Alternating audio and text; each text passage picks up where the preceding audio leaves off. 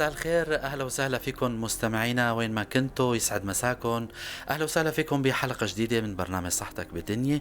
رح كون أنا معكم عماد خلف من وراء الميكروفون، وضيفي بالاستديو الدكتور ديار عكو، أخصائي بالتوليد وأمراض النساء وجراحتها.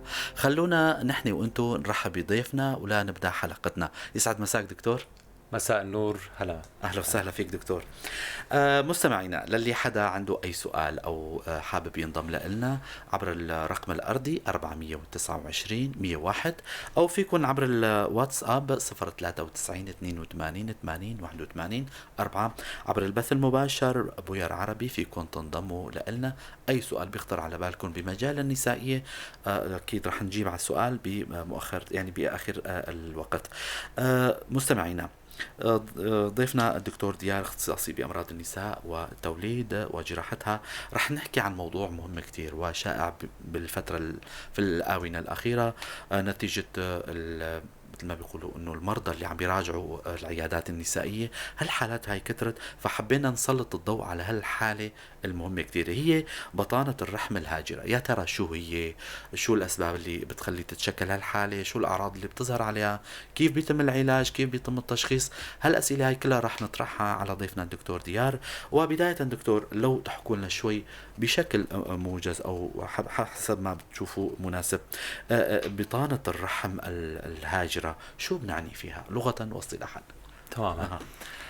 بطانة الرحم الهاجرة مرض نسائي بيصيب السيدات بسن النشاط التناسلي.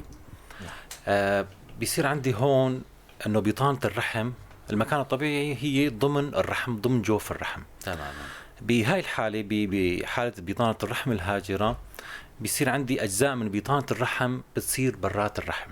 تماما. يعني برات مكانها الطبيعي، وأشع مكان ممكن نشوفه يا إما ضمن الأربطة اللي بتحيط بالرحم أو المبيضين، وبعض الأحيان ممكن نلاقيها بأماكن بعيدة، مثل ممكن البوقين مثلا. ممكن بالبوقين طبعا بكامل جهاز تناسلي، ممكن لحتى مناطق بعيدة مثل الرئة، المعدة، أو حتى بجفن العين. بس الحالات الأشياء إنه نشوفها بملحقات الرحم، البوقين والمبيضين والأربطة اللي بتحيط بالرحم. حقيقة حالة غريبة ربما، وحالات يعني كانت نادرة ربما، ولكن بالآونة الأخيرة ربما كترت هالحالات. حتى نعرف شو الأعراض اللي عم تظهر على المرضى اللي عم تصير معهم هالحالة دكتور، لحتى أي سيدة تستفيد من هاللقاء هذا، تستفيد من هالمعلومات هاي. شو الأعراض اللي بتظهر على المريضة دكتور أغلبيتهم؟ أكثر عرض بتراجعنا فيها السيدة هو الألم اللي بيصير بالحوض أو بأسفل الظهر. نعم. من أشع الأعراض. طبعا العرض الثاني المهم هو عسرة الطمس. يعني السيدة لما بيصير عندها بلش عندها الدورة، بصير عندها آلام طمسية، عادة بتكون قوية وبدها مسكنات. بتصير عندي كمان أعراض تانية، زيادة نزف الدورة. في عندي أعراض تانية بس يتقدم المرض، وخاصة أعراض بجهاز البولي. نعم. بصير عندي شكاوي بولية، تردد بولي كتير. حتى بعملية تبرز كمان السيدة بيصير عندها ألم أثناء التبرز. طبعا مع تقدم الحالة ممكن آفات بطانة الرحم الهاجرة توصل للجهاز الهضمي، فبصير عندي أعراض هضمية، تناوب الإمساك مع الإسهال.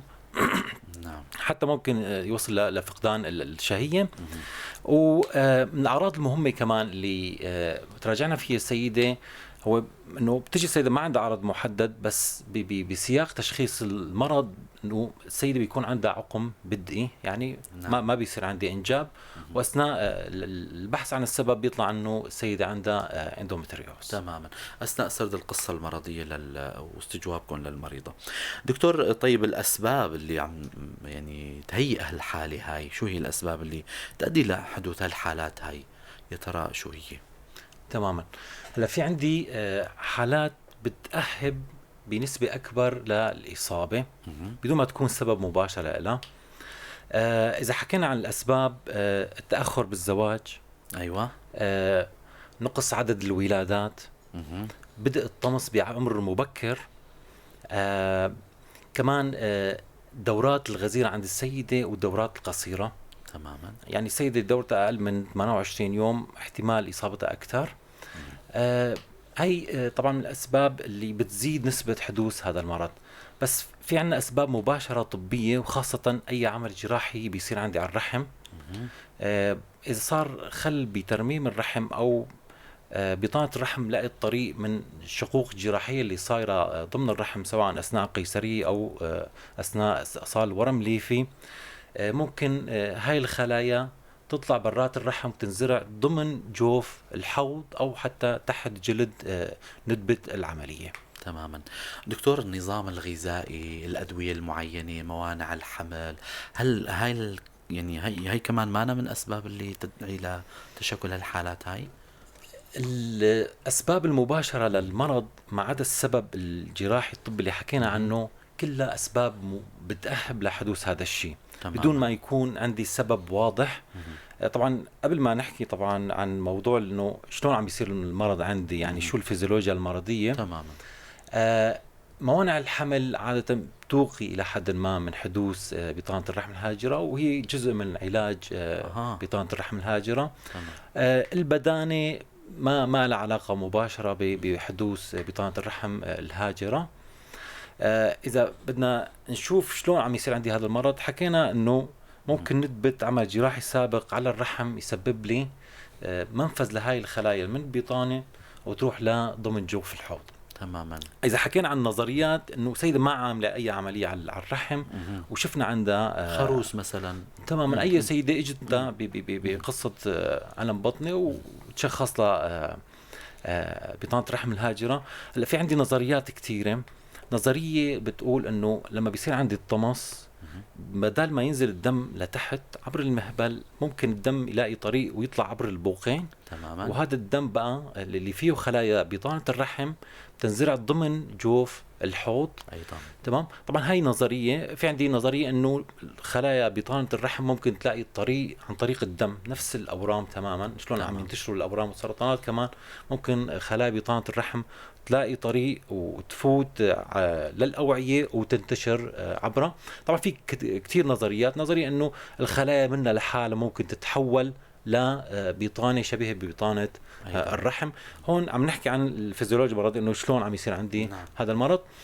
الملاحظ حاليا وخاصة بسبب الانتشار الزائد للعمليات القيصرية، انه حالات الاندومتريوز زادت بشكل كتير كبير. يعني قبل ممكن كان نشخص بالسنة 10-15 حالة، حاليا عم نشوف حالات كبيرة ناتجة عن زيادة عدد القيصرات بشكل هائل للأسف. فطبعا هون رح يكون لي في عواقب لهذا الشيء. عدا الألم المزمن المتكرر اللي بيصير عند السيدة، موضوع العقم اللي رح يصير، وكمان الأعراض الثانية اللي بتنتج عن المرض. تمام. دكتور، حكيتوا عن نقطة الألم، خلينا نحكي شوي عليها قبل ما ننتقل على الموضوع. الألم بالنسبة لهالحالة هاي كيف بيكون، يعني شدة الألم؟ طبعا الألم له علاقة بمكان وجود بؤر انتباز الرحمي أو الاندومتريوز. الألم أول شيء بيكون مترافق مع الدورة. يعني بس بلش عندي الطمس، نزل الدم عند السيدة، بتصير عندي الأعراض. تحكي السيدة أنه الألم ما كان موجود أو كان خفيف، بس بلش يزيد عندي، ومع التطور الحالي الألم بيزداد أكثر. الأعراض الثانية أنه حتى ممكن سيدة رياضية تحكي لنا أنه أثناء ممارسة الرياضة الحركة اللي بتصير بالحوض بتسبب لها ألم، وهذا الشيء ناتج عن البؤر الموجودة لبطانة الرحم. مثل ما حكينا، النقطة المهمة أنه الألم بيكون عم يزداد عندي تدريجيا لحتى يوصل درجات أنه سيدة بتصير معتمدة بشكل كامل على المسكنات. تماما، ما بتتحمل. طب دكتور، هالحالات هاي حكينا عن الأعراض والأسباب اللي الأسباب الرئيسية أو الأشياء شيء. أنتم كأطباء نسائية كيف بتشخصوا هالحالة هاي عندكم بالعيادة، ولا بتلجأوا لإجراءات تانية، إجراءات مثل تصوير أو تحليل أو إيكو أو إجراءات تانية؟ كيف بتشخصوا المريضة هيك؟ تماما. هلا عادة السيدة بتراجعنا بأكثر من عرض، و ممكن من أشيع الحالات اللي حكينا عنها هو موضوع الألم اللي بيصير أثناء الطمس. بالدرجة طبعا الأولى. الحالة هون اللي رح أحكيها هي الحالات اللي بتصير بعد القيصرية، اللي يعني عم نشوفها بشكل كبير، أنه السيدة عم تحس بألم بطني محدد فوق مكان القيصرية تماما، وبيصير بوقت الدورة.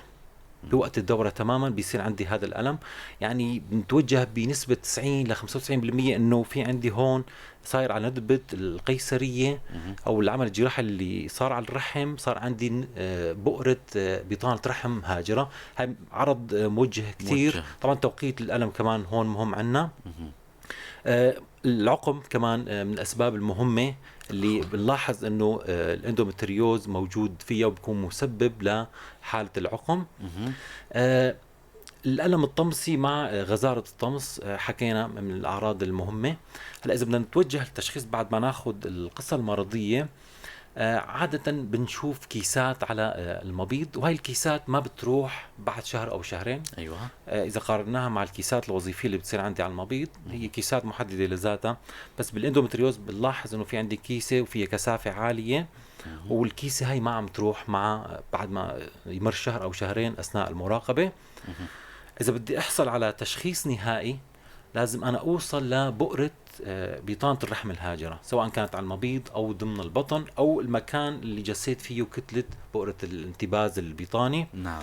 وهذا الشيء بيصير يا إما عن طريق الفتح الجراحي للبطن، أو الوسيلة الأشعة هي تنظير البطن. أيوة. طبعا هون بشوف نقط حمراء موجودة حوالين الرحم، على أربطة الرحم على المبيض، طبعا ناخذ خزعات منها مشان نأكد التشخيص. فهون لازم يصير فتح بطن واخذ خزعات، او تنظير بطن وناخذ خزعات منها. طبعا التنظير بحد ذاته هو علاج لهاي الحالة، علاج جراحي. دكتور، حكيتوا موضوع الخزعات. هالخزعات اللي عم تنسحب هي نتيجة التشخيص المخبري، بيعطيكم بيوجهكم انه هذا الكيت هذا الموضوع هو. تمام.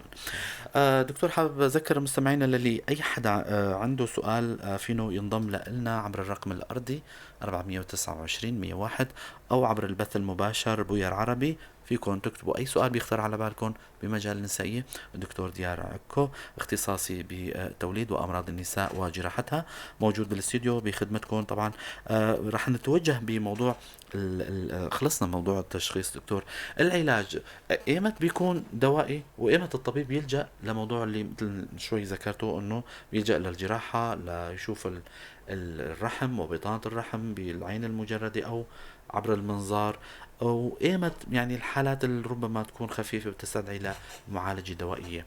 كيف تحكوا لنا عن هالموضوع هذا دكتور؟ تماما. العلاج له علاقة كبيرة بالأعراض اللي بتشكي منها السيدة.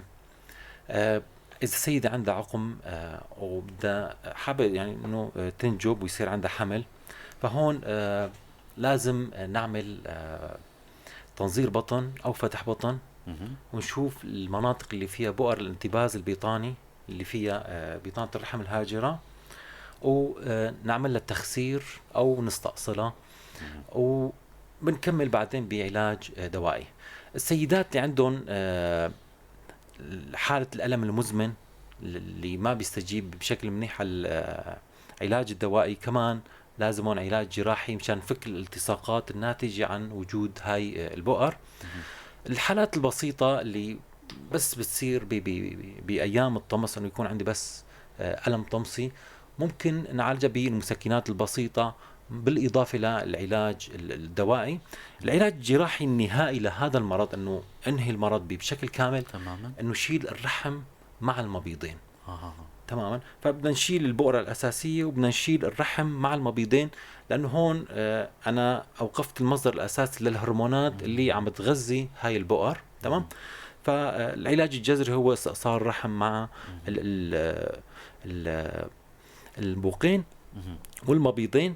وهذا الشيء طبعا بناخده بعد ما تكون سيدة أجبت عدد كافي من الأولاد وصار عمرها تقريبا يعني فوق 40 سنة، وقتها بنفكر بهذا الخيار. فالعلاج الجراحي بنخليه خطوة تالية بعد العلاج الدوائي، إلا بحالات تستدعي تداخل جراحي، وخاصة حالات العقم البدئي أو حتى العقم الثانوي. بالنسبة للحالة الخاصة اللي هي الاندومتريوز اللي بتصير عندي على ندبة القيصرية، ضروري هاي انه تنشال بالجراحه، لانه هاي البؤره تكون بؤره واضحه ولازم تنشال مشان ما تساوي لي عواقب ثانيه من تليفات والم مزمن، بالاضافه للالم اللي بيصير عندي اثناء الطمس. أكيد. بنهاية اللقاء هذا حابب أشكر الدكتور ديار عكو، ولكن قبل ما نختم لقائنا دائما عبر منبر بويار لكل مستمعينا بالاختصاص الطبيب الموجود شوية نصائح للسيدات اللي عندهم عم يعانوا من أي مشكلة ما معينة، لا يهملوا حالهم. يعني إذا حالة مثل هالحالة بطانة الرحم الهاجرة تم إهمالها من قبل المريضة نفسها، أو يعني في موضوع الحالات الاجتماعية عنا شوي هيك، فعبر ما بوير شوية نصائح من الدكتور ديار للسيدات اللي بتمر معهم أي حالات نسائية، ما يخجلوا، ما يهملوا حالاتهم، يتوجهوا للطبيب. فالنصائح عندكم لنختم اللقاء دكتور. تماما. طبعا المرض شو ما كان تمام هو بيبقى مرض، أكيد. يعني هو أي إنسان معرض للمرض، فما في شيء معيب حوالين المرض. والسيدة دائما لازم تشجع أنه تراجع الطبيب أو مزود الخدمة الصحية مشان تحصل على العلاج المناسب والتشخيص المناسب. وأكيد أي تأخر بأي مرض راح يكون له عواقب إضافية لو ما أنه نحن عالجنا المرض من بدايته. والمرض اللي حكينا عنه هو مثل أي مرض تاني نسائي كتران كتير. طبعا الظروف الاجتماعية زادت نسبته، مثل ما حكينا تأخر الزواج، تأخر سن الإنجاب، قلة عدد الولادات. تمام. فهذا المرض يفترض أنه كل ما رح نشوفه بشكل أكبر بمجتمعنا. تماما. بنهاية اللقاء شكرا لكم دكتور ديار عكو على هالمعلومات القيمة، وشكرا لتخصيص وقتكم لنا رغم أنه كانتوا عندكم التزامات كتيرة. فدكتور ديار عكو اختصاصي بالأمراض التوليد وأمراض النساء وجراحتها كان ضيفي بالاستديو. ألف شكر له. ألف شكر لكم مستمعينا ومتابعينا على حسن المتابعة. للأسبوع القادم ضيف جديد وحلقة جديدة. تضلوا بخير وسلامة.